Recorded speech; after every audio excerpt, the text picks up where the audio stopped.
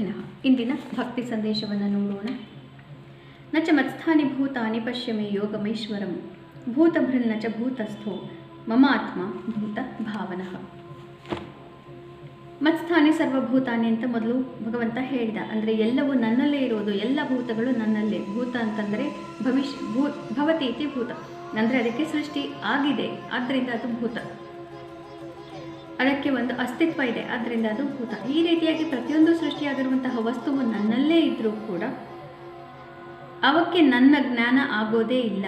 ನಾನು ಅಂತಂದರೆ ಇಲ್ಲಿ ನನ್ನಲ್ಲೇ ಅಂದರೆ ಅವನ ಎರಡು ದ್ವಿಭುಜ ಅಥವಾ ಚತುರ್ಭುಜವಾದಂತಹ ದೇಹದ ಒಳಗೆ ಅಂತಲ್ಲ. ಇಲ್ಲಿ ಪ್ರಾಕೃತ ದೇಹವನ್ನು ನಾವು ಹೇಳೋದಿಲ್ಲ.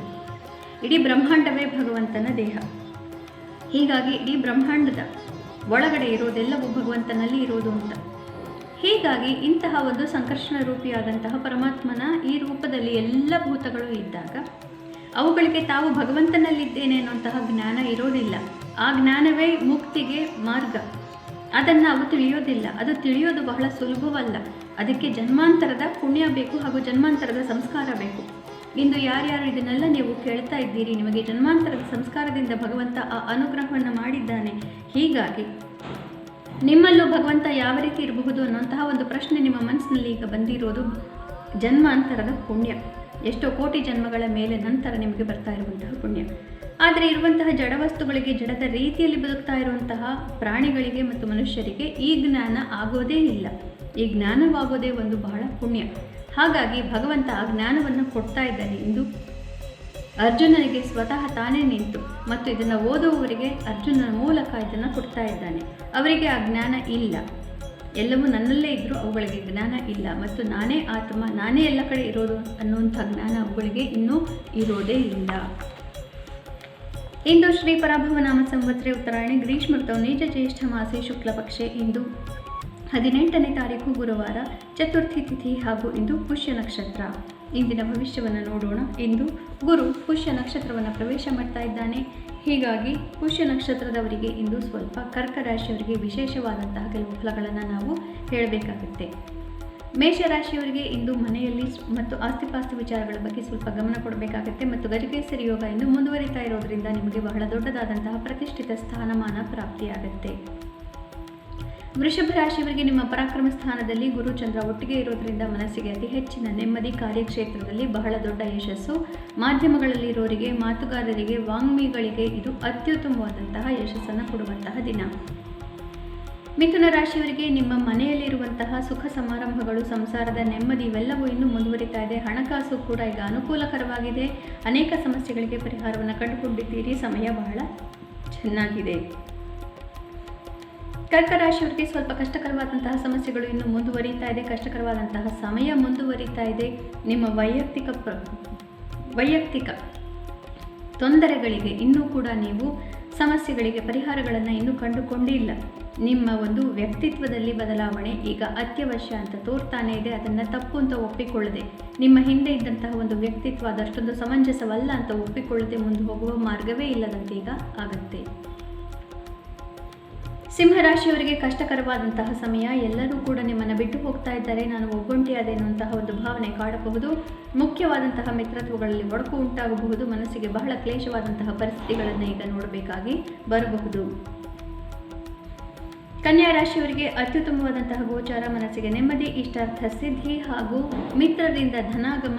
ಗುಂಪುಗಳಲ್ಲಿ ನಿಮಗೆ ಪ್ರತಿಷ್ಠೆ ಹೆಚ್ಚಾಗಬಹುದು. ಆದರೆ ಇದು ವೈಯಕ್ತಿಕ ಸಂಬಂಧಗಳಿಗೆ ಅಷ್ಟೊಂದು ಒಳ್ಳೆಯದಲ್ಲ. ಮಿತ್ರತ್ವಗಳಿಗೆ ಮಾತ್ರ ಇದು ಒಳ್ಳೆಯದು. ದಾಂಪತ್ಯದಲ್ಲಿ ಒಡಕು ಉಂಟಾಗಬಹುದು. ತುಲಾ ರಾಶಿಯವರಿಗೆ ಕಾರ್ಯಕ್ಷೇತ್ರದಲ್ಲಿ ಬಹಳ ದೊಡ್ಡದಾದಂತಹ ಯಶಸ್ಸನ್ನು ನೀವು ಈಗ ಗ್ರಹಿಸಿಬಿಡ್ತೀನಿ ಅನ್ನುವಂತಹ ಭಾವನೆಯಲ್ಲಿ ಇರ್ತೀರಿ. ಆದರೆ ಅದಕ್ಕೆ ಬಹಳ ದೊಡ್ಡದಾದಂತಹ ಕೆಲಸವನ್ನು ಮಾಡಬೇಕು. ಆ ಕೆಲಸವನ್ನು ಮಾಡಲಿಕ್ಕೆ ನಿಮಗೆ ಸಾಧ್ಯವೋ ಇಲ್ಲವೋ ಅನ್ನುವಂತಹ ಆತ್ಮವಿಶ್ವಾಸ ಕುಂದಿರುತ್ತೆ. ಇದು ನಿಮ್ಮ ಕೈಯಲ್ಲಿ ಸಾಧ್ಯವಿಲ್ಲ ಅನ್ನುವಂತಹ ಅರಿವು ಈಗ ನಿಮಗೆ ಆಗಬಹುದು. ವೃಶ್ಚಿಕ ರಾಶಿಯವರಿಗೆ ಅತ್ಯುತ್ತಮವಾದಂತಹ ದಿವಸ. ಭಾಗ್ಯೋದಯವಾಗುತ್ತೆ. ಮನಸ್ಸಿಗೆ ನೆಮ್ಮದಿ ಪ್ರಾಪ್ತಿ.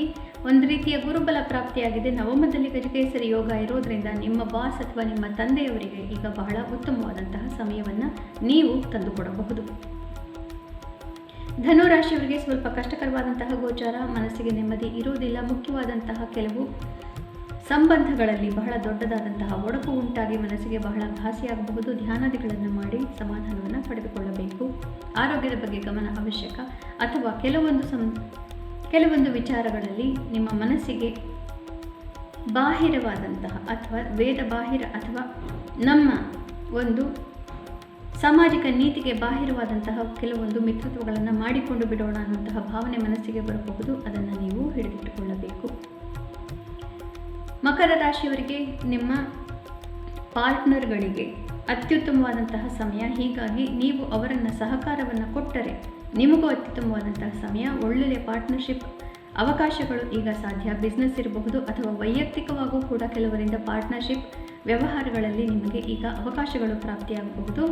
ಸರಿಯಾದ ರೀತಿಯಲ್ಲಿ ನೋಡಿಕೊಂಡು ಅದನ್ನು ನೀವು ಗ್ರಹಿಸಬೇಕಾಗಿ ಮನಸ್ಸಿಗೆ ನೀವು ಭಾವನೆಯನ್ನು ತಂದುಕೊಳ್ಳಬೇಕು.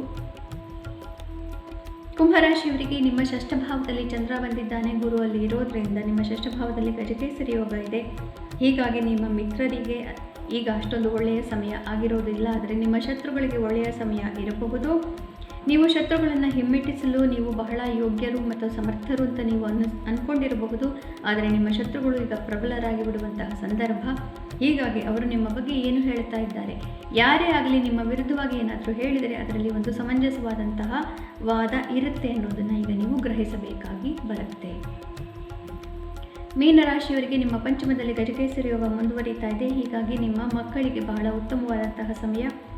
ಪ್ರೇಮ ಪ್ರೀತಿ ಪ್ರಕರಣಗಳಲ್ಲಿ ಮನಸ್ಸಿಗೆ ನೆಮ್ಮದಿ, ಯಶಸ್ಸು, ಜಯ ಪ್ರಾಪ್ತಿ ಹಾಗೂ ಹಣಕಾಸಿನ ವಿಚಾರದಲ್ಲೂ ಕೂಡ ಮನಸ್ಸಿಗೆ ನೆಮ್ಮದಿ ತರುವಂತಹ ಬದಲಾವಣೆಗಳನ್ನು ನೀವು ನೋಡಬಹುದು. ಹಾಗೂ ಯಾರು ಕ್ರಿಯಾತ್ಮಕವಾದಂತಹ ಉದ್ಯಮಗಳಲ್ಲಿದ್ದೀರಿ, ಆರ್ಟಿಸ್ಟ್ಗಳು, ಬರವಣಿಗೆಗಾರರು, ವಾಗ್ಮಿಗಳು, ಇವರಿಗೆಲ್ಲರಿಗೂ ಪಾಲಿಟಿಷಿಯನ್ಗಳು ಮತ್ತು ಆ್ಯಕ್ಟರ್ಸ್ ಇತ್ಯಾದಿ ಕಲಾವಿದರು ಎಲ್ಲರಿಗೂ ಅತ್ಯುತ್ತಮವಾದಂತಹ ಸಮಯ.